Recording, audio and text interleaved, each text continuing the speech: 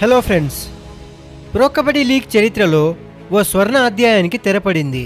లీగ్లో goat, greatest of all టైమ్గా పేరుగాంచిన పర్దీప్ నర్వాల్ తన రిటైర్మెంట్ను అధికారికంగా ప్రకటించారు.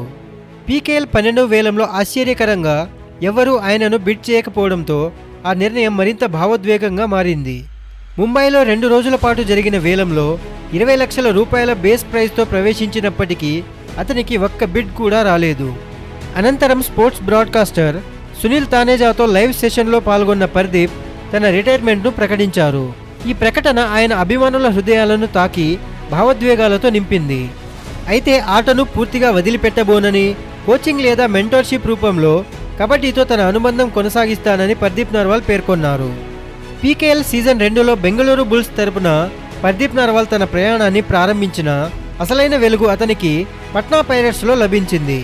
సీజన్ 3లో జట్టును మొదటి టైటిల్కు చేర్చిన అతను ఆ తర్వాత 3 వరుస టైటిళ్లు సొంతం చేసుకున్నాడు. సీజన్ 5లో 369 రైడ్ పాయింట్లు సాధించి అప్రతిమ రికార్డును నెలకొల్పాడు. ఇది ఇప్పటికీ ఏ ఆటగాడు అందుకోలేని మైలురాయిగా నిలిచింది. డుబ్కీ కింగ్, రికార్డ్ బ్రేకర్ వంటి బిరుదులతో సజీవ కబడ్డీ లెజెండ్గా ఎదిగిన పర్దీప్ తన సాహసోపేతమైన రైడ్లు, నిర్భయ ఆట తీరు ద్వారా లీగ్కు కొత్త పరిమాణం తీసుకొచ్చాడు.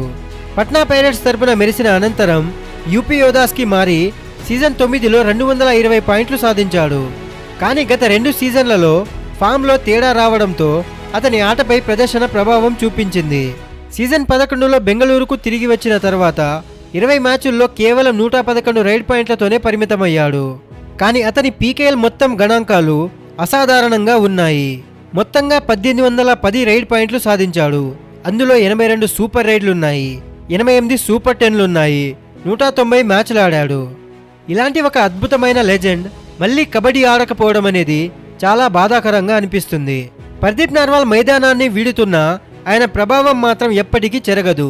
అతను సృష్టించిన రికార్డులు కేవలం నంబర్స్ కాదు, అవి లీగ్ను డిఫైన్ చేసిన మైలురాళ్ళు.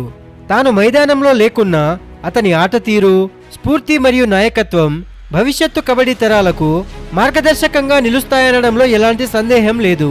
సో ఫ్రెండ్స్, పర్దీప్ నర్వాల్ లాంటి ఒక లెజెండ్ పీకేఎల్ 12వ సీజన్లో లేకపోవడం చాలా బాధాకరంగా అనిపిస్తుంది.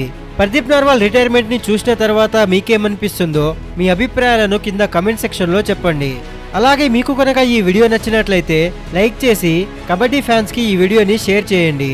ఇలాంటి మరెన్నో కబడ్డీ వీడియోస్ కోసం, పీకేఎల్ అప్డేట్స్ కోసం మన ఛానల్ను సబ్స్క్రైబ్ చేసుకోండి. Thank you for watching.